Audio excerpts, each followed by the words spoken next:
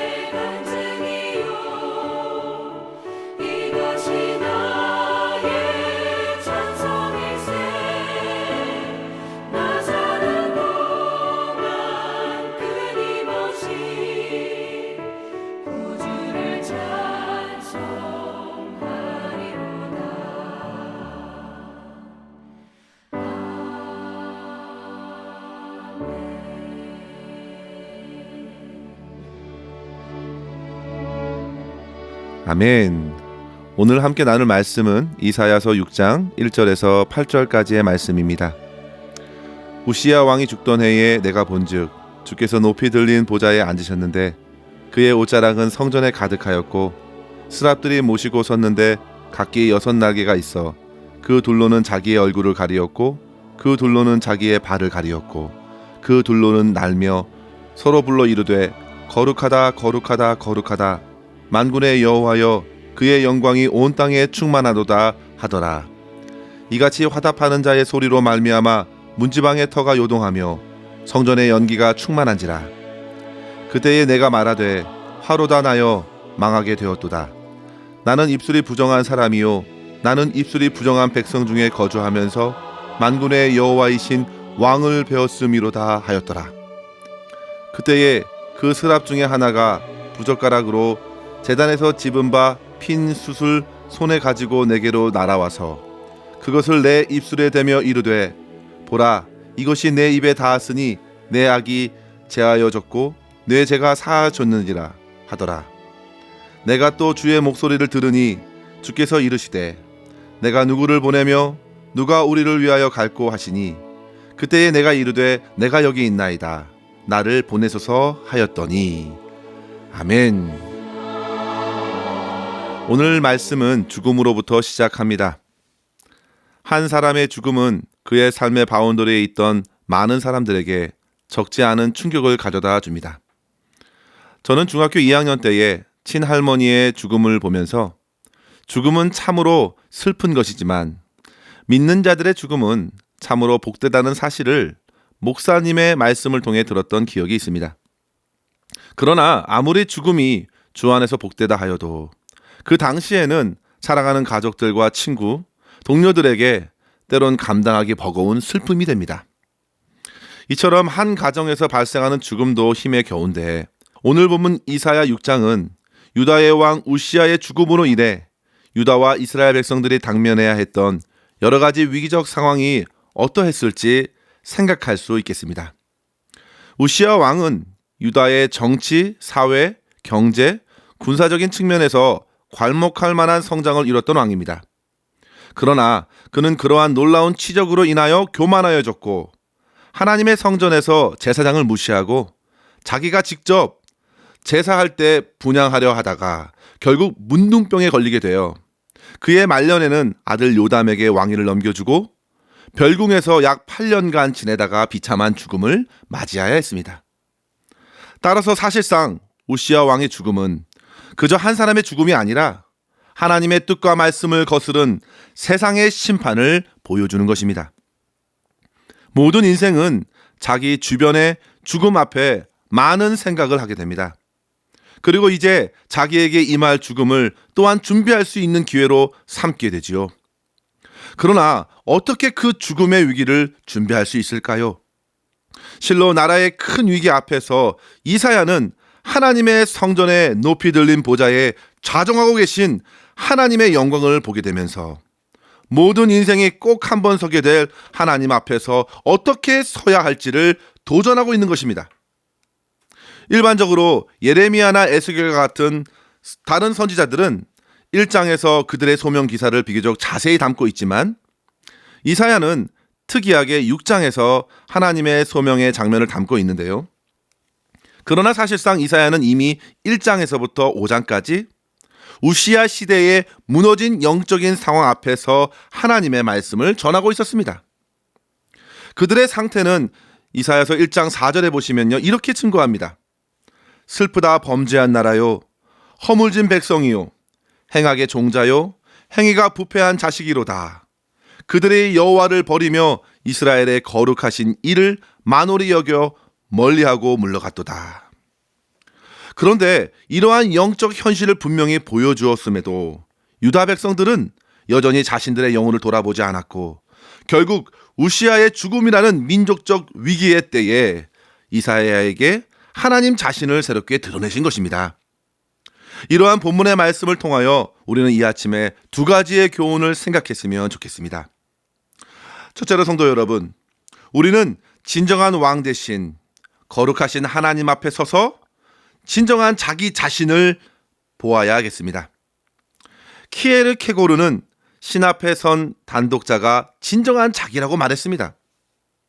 세상이 만들어 놓은 내가 아니라 우리 모두는 하나님 앞에서 자신을 발견하고 최선을 다해 노력하며 살아야 한다 말했는데요. 바로 이사야가 왕의 죽음이라는 위기와 혼란 가운데 진정한 왕 되신 거룩하신 하나님 앞에 선 것입니다. 당시 유다 사람들은 거룩하신 하나님과 상관없이 자기의 입맛에 맞는 종교적인 제의로 만족했고 하나님께 기도하지만 사람들을 해하는 피로 얼룩진 그들의 손에 하나님께서는 아무 응답도 내리지 않으셨습니다. 그들의 마음은 오로지 물질과 뇌물에 사로잡혔고 고아와 과부와 같은 주변의 연약한 자들에게는 참으로 매정하였습니다. 심지어 백성들의 지도자들은 할 수 있는 대로 가난한 자들의 물건을 탈취하였습니다. 이사야서 3장 15절에 보시면요, 그러한 장로와 고관들에게 이렇게 말씀합니다. 어찌하여 너희가 내 백성을 짓밟으며 가난한 자의 얼굴에 맷돌질 하느냐. 그만큼 연약한 백성들의 마음과 삶은 비참하게 부서져 있었습니다. 이러한 심각한 상황에 이르렀을 때에 하나님께서는 당시 번영의 상징이었던 유다의 우시야 왕을 취하신 것입니다. 그리고 이사야의 눈에 변함없이 하나님을 찬양하는 천사들의 모습을 보게 하신 것입니다. 성도 여러분, 우리의 진정한 왕은 세상의 권력자가 아닙니다. 물론 세상의 부와 권세, 명예와 세상이 추앙하는 성공도 우리의 왕이 될 수 없습니다. 성도 여러분, 그러한 것들이 저와 여러분의 마음을 다스리도록 내버려 두어서는 안 되겠습니다. 왜냐하면 그 영광의 끝은 곧 죽음이기 때문입니다. 결국 모든 인생은 곧 한 줌의 흙으로 돌아갈 것이고 그 영광은 아침 안개와 같이 사라질 것입니다. 그러나 그에 반해 하나님을 바라보십시오. 세상 권력자의 죽음에도 여전히 영원히 찬양받으시는 거룩한 왕으로 우리 주님께 서 계십니다. 이사야는 스랍들이 두 날개로 자기들의 눈을 가리고 또 다른 두 날개로 자기들의 다리를 가리고 오로지 두 날개로 날며 영광의 하나님을 거룩하다고 찬양하는 것을 보았습니다. 그들은 서로 거룩하다고 화답하였습니다. 그들의 소리는 성전 문지방을 흔들었습니다. 그런데 그 소리가 이사야에게 들린 것입니다. 그러자 곧 그는 자기는 도저히 그 찬양에 화답할 수 없다는 사실을 깨닫게 됩니다. 5절에 보시면요, 화로다 망하였도다. 입술이 부정한 사람인데 거룩한 주님을 배웠도다. 자기 자신의 더러운 죄악을 감당할 수 없었습니다. 밝은 빛 앞에 어둠이 설 자리가 없듯이 영광으로 가득한 하나님 앞에 죄인이 설 수 없었습니다. 그는 이전에 주님의 말씀을 전했음에도 지금 깨닫는 자기의 죄악을 도저히 주체할 수가 없었습니다. 성도 여러분, 진정한 자기 발견은 오직 하나님 앞에서 가능합니다. 내가 누구인가? 사람들이 말하고 부모가 말하고 내 스스로가 정의 내리는 것이 내가 아니라 하나님 앞에 선 나의 모습이 나의 바른 정체성입니다. 성도 여러분, 저와 여러분이 세상의 바쁜 일상을 잠시 멈추고 주의 말씀을 붙들고 하나님 앞에 설 수 있기를 소망합니다. 그래야 우리는 비로소 주님께서 보여주시는 내 자신을 보게 될 것입니다. 예레미야도 하나님의 앞에 자신을 보았습니다. 예레미야 1장 6절에 보시면요, 슬프도소이다. 주 여호와여 보소서 나는 아이라 말할 줄 모릅니다. 나는 아이입니다, 하나님. 베드로는 보십시오. 누가복음 5장 8절에 주여 나를 떠나소서 나는 죄인이로소이다. 죄인인 자기를 인정하였습니다.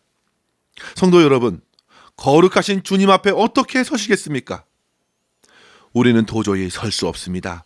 그런데 오늘 본문에서 이사야에게 한 스랍이 제단의 핀숯을 가지고 와서 그의 입에 대고 내 악이 제하여졌다고, 내 죄가 사해졌다고 전해주게 되었습니다. 예레미야에게도 너는 아이라 하지 말라 하셨고, 이번에는 하나님께서 직접 그의 손으로 예레미야 입을 터치하셨습니다. 성도 여러분, 놀라운 역사입니다. 거룩하신 하나님께서 부정한 입술에 손을 대십니다. 그리고 거룩한 말씀을 더하십니다.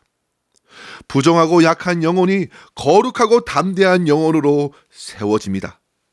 시몬 베드로에게도 예수님께서는 무서워하지 말라. 이제후로는 내가 사람을 취하리라 말씀하시며 그를 제자 삼아 주셨습니다. 사랑하는 성도 여러분, 우리가 진정한 왕 되신 우리 주님 앞에 설 때에 비로소 자기 자신을 보게 됩니다. 부정한 자가 거룩게 되는 은혜를 힘입어 삶의 목적을 제대로 발견하게 됩니다. 저와 여러분이 이 어둡고 혼탁한 시대를 살아가면서 진정한 세상의 왕이신 거룩한 하나님 앞에 날마다 서실 수 있기를 바랍니다. 하나님 앞에 설 때에 비로소 나의 죄악의 심각함을 직면하고 주께서 한없는 은혜로 부어주시는 주 예수 그리스도의 보혈로 모든 더러운 것을 씻어주셔서 하나님을 향하여 거룩, 거룩 거룩하다 천사들과 함께 화답하며 진정한 찬양을 드리는 주의 백성으로 세워주실 줄 믿습니다. 이러한 은혜를 함께 충만히 누리실 수 있기를 주의 이름으로 간절히 축원합니다. 둘째로 성도 여러분, 하나님 안에서 죄 씻음을 받은 자로 변화된 삶을 살아가야겠습니다. 하나님께서는 이사야와 하나님 사이를 가로막고 있던 그의 죄악을 씻어주셨습니다. 그러자 그에게 바로 큰 변화가 있었는데요. 그것은 바로 하나님의 말씀을 듣고 자원하는 마음이었습니다. 주님께서 8절에 내가 누구를 보내며 누가 우리를 위하여 갈고, 성삼위 하나님께서 서로 하시는 말씀을 그가 들었습니다. 하나님의 뜻은 누구를 보내며 하나님의 말씀을 전하려는 것입니다. 그런데 이사야가 씻음받은 귀로 듣고 씻음받은 마음으로 자원하여 고백합니다. 내가 여기 있나이다. 나를 보내소서. 사랑하는 성도 여러분, 죄에서 자유케 된 심령에 이제는 거룩하신 하나님의 뜻을 위한 열망으로 가득 채워졌습니다. 하나님의 말씀을 듣고 또 들음으로 하나님의 소원이 나의 소원이 된 것입니다. 성도 여러분, 저와 여러분이 이러한 변화된 심령으로 주님의 말씀에 반응할 수 있는 복을 누리실 수 있기를 간절히 축원합니다. 하나님께서는 자기의 백성들을 깨끗게 하시고 그들을 통해 당신의 놀라운 뜻을 이루어 가길 즐겨 하십니다. 이것은 결코 부리는 것이 아닙니다. 거룩하신 하나님의 구원과 회복의 사역에 아름답게 쓰임 받는 것입니다. 하나님의 동역자로 부름을 입는 것이죠. 하나님의 뜻이 하늘에서 이루어진 것 같이 이 땅에서 이루어지는 일에 거룩하게 쓰임받는 것은 참으로 영광스러운 일입니다. 성도 여러분, 하나님 앞에 거룩한 백성으로 서시기를 사모하십시오. 그리고 더 나아가 이 세상을 향한 하나님의 귀한 사명을 기쁨으로 받고 어둡고 혼탁한 세상에 생명과 구원 주시는 주의 말씀을 담대히 전할 수 있는 사명자의 삶으로 하루하루 살아가실 수 있기를 주의 이름으로 간절히 축원합니다. 기도하겠습니다. 하나님 아버지, 감사합니다. 오늘도 주님의 말씀을 힘입어 주님 앞에 우리의 자신을 비추어 보게 하시니 감사합니다. 우리는 참으로 입술이 부정한 자이고 어리석은 아이와 같은 자입니다.